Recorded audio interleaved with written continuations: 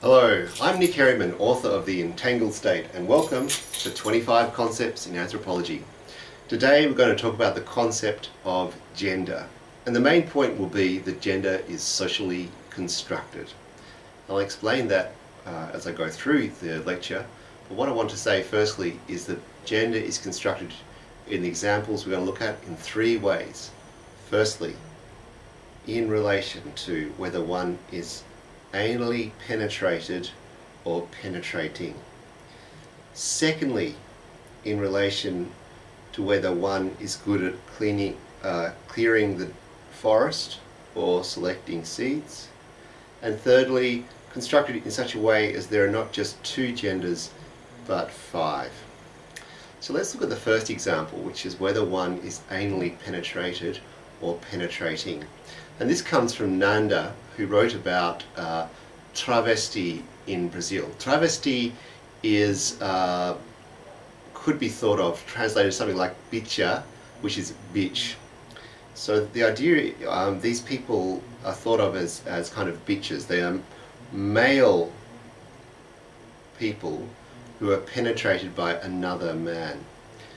Now, the other man tends to be quite macho. By taking a bitcher, by taking another man and anal penetrating him, he is much more macho in this society. He's a macho man, if you like. Now the important thing here then is that the penetrated person takes a specific role. The bitcher, the anally penetrated person, does not ever penetrate the macho man. He would feel quite uncomfortable about that. In fact, both people involved in these relations, the penetrator and the penetrated, feel like the kind of anything goes type relationships which they characterize Western homosexual or same-sex attraction relationships to be something bad. In other words, they shun swapping roles at being penetrated or penetrating. There's only one penetrator and there's only one penetrated in these relationships. Now, the macho guy is often, if you like, kept by the, the other way around. The penetrated person's often kept by the macho guy. And what I mean by that is that the macho guy will look after the penetrated person, the bitcher, if you like, the travesti. And this is quite important because we see that there are two kinds of gender roles emerging here. There's a male gender role for the penetrated and another role for the there's a male gender role for the penetrator and another kind of gender role for the penetrated. What is this other gender role? The best term, according to Nanda, would be not man. In other words, in Brazil, gender is divided between men and not men. And in this category of not men, there are two kinds. There is a female who is penetrated through vaginal sex, I guess, and a bitcher, a man who is penetrated. So there are two genders, male and not male. It wouldn't be correct to say male and female because female is really just a subcategory within not male. So females and bitcher are at the same level. So in other words, gender is constructed in Brazil, and we're talking about kind of like poorer areas, not the more cosmopolitan areas of the capital. Gender is constructed in Brazil in terms of sexual role. It's not about sexual preference, because a man who likes a man is not necessarily a man who likes a man is not necessarily gay per se. Gay is not a very useful term here. A man who likes a man who likes to penetrate another man is macho, a male. A man who likes to be penetrated is a not man. So once again, there are two categories, man and not man. And within not man, there are other subcategories of female, that is woman, and bitcher or travesti. So once again, gender here is constructed in relation to sexual positions, or sexual roles, if you like, sexual roles. Those who are penetrated, the not men, and those who penetrate, the men. So the relationship between the travesti and the macho guy is very much along very kind of masculine. The man must, the penetrator must take a macho and male role, and the penetrated bitcher or woman must take a kind of feminine role. So that's an interesting case about how gender is constructed in relation to sexual roles. Another case I want to consider comes from Borneo. This is where Christine Helliwell, a female anthropologist, or for me, a female anthropologist from Australia, did fieldwork. Now, I'm a male, I have a penis and I don't have large breasts. I don't have a vagina. Helliwell is a female, she has breasts and a vagina. When Helliwell did fieldwork, the Garai people in the village she did fieldwork in could see her genitalia. In other words, they could see her vagina and breasts. Nevertheless, they were not sure what gender she was. They weren't sure whether she was male or female. Indeed, the only way to know that is whether somebody is good at selecting seeds for harvesting or good at clearing the land, clearing the forest to make way for agricultural land. If you're good at selecting the seeds, you're a woman. If you're good at clearing the land, you're a man. So two gender types emerge, but also two sex types. We tend to think in the West that you're born with a sex, but you make up your gender. So I'm born as a man, but I can be, if I want, bisexual, homosexual, that is attracted to other men, or heterosexual, or other options. But we assume that there's a sexual reality that resides in my Y chromosomes and in my genitalia. That's a Western construct of sex. Amongst the Garai, sex itself is determined by whether you're good at selecting seeds or good at clearing land. It happens that most of the people who are good at clearing seeds have vaginas and breasts, and most of the people who are good at clearing land, like me, have penises and no vaginas. So, the implication of this is quite profound. Again, sex itself is a product of this. So it just so happens that Y chromosome penis people are good at clearing the land, but that's only because they primarily were land clearers. So if you look at, Helliwell doesn't go into this detail, but one way to think about it, at least to think about it, would be that in the womb, before I became a male, first thing, the most important thing, in the womb, before I had a penis, or even a Y chromosome, if that makes sense, before I was even conceived, I was going to be good at selecting seeds.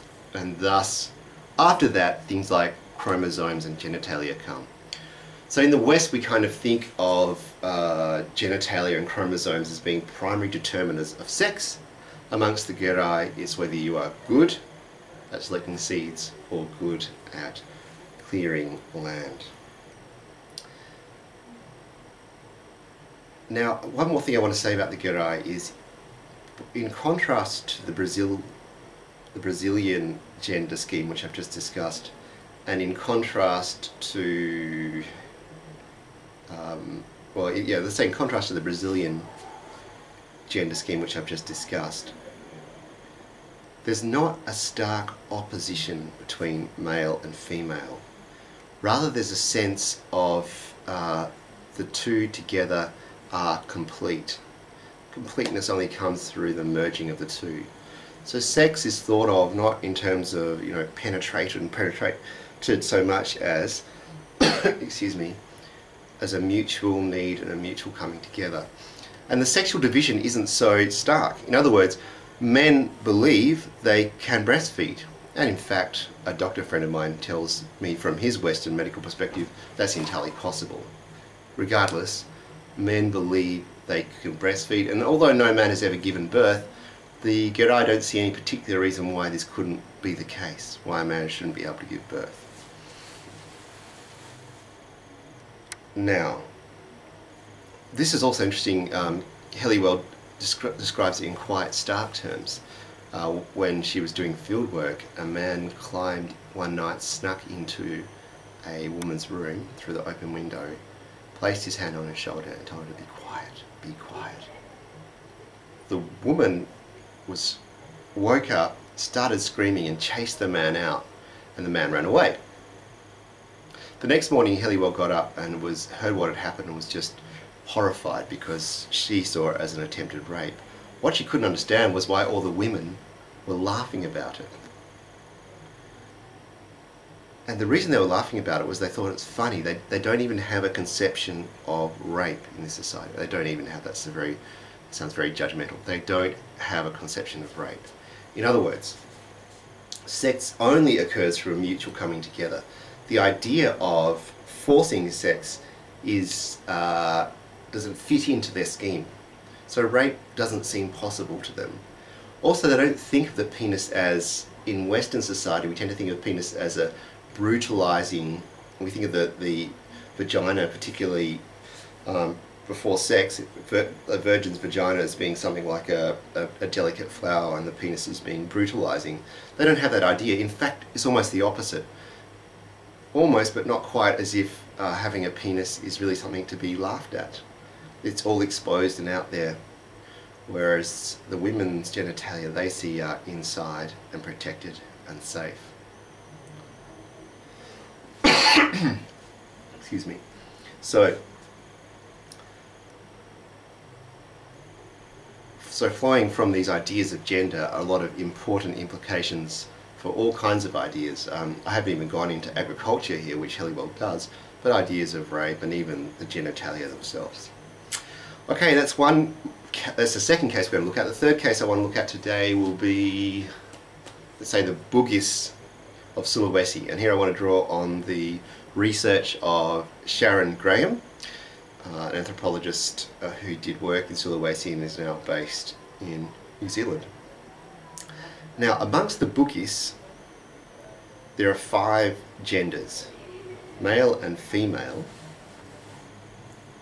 Chalalai, who have vaginas but take on male roles, and somewhat interestingly can see themselves to be females. They see themselves as females but they take on male roles. Chalabai, who are males who take on female roles and still see themselves as males. And finally, Bisu. Bisu. B-I-S-S-U. Bisu. Bisu are thought of as hermaphrodites in the local idiom. Hermaphrodites, that means being of ambiguous genitalia, male or female. In fact, as Graham points out, most of them have penises. Nevertheless, hermaphrodite, these bisu are among us, but they are also sort of semi-gods in a way. They're connected with the gods and they are born with the blessing of the gods. And they have very special ritual functions which are tied in with a local form of Islam. So in Sulawesi there are 5 genders: male, female, chalalai, chalabai and bisu. We could go on and talk about other cultures. There are plenty of examples, but what they all show us is how sex and gender are culturally specific, that Australian, Brazilian, where else did we look? Bugis ideas of sex and gender are different. They're culturally specific. The initial reaction is to think, oh, I'm right and they're all wrong, they're all mistaken. But this isn't anthropological. As I said at the outset, we suspend any moral judgment or even factual judgment. We don't say they're wrong about gender, I'm right. Rather, we suspend that and try to understand better, and then look at the implications of such a system. So that's how anthropologists look at gender and use gender to understand societies. Thank you for listening today. If you're interested in these anthropological concepts, you can find an example of them in practice in my book, The Entangled State. I look forward to seeing you for more 25 concepts in anthropology.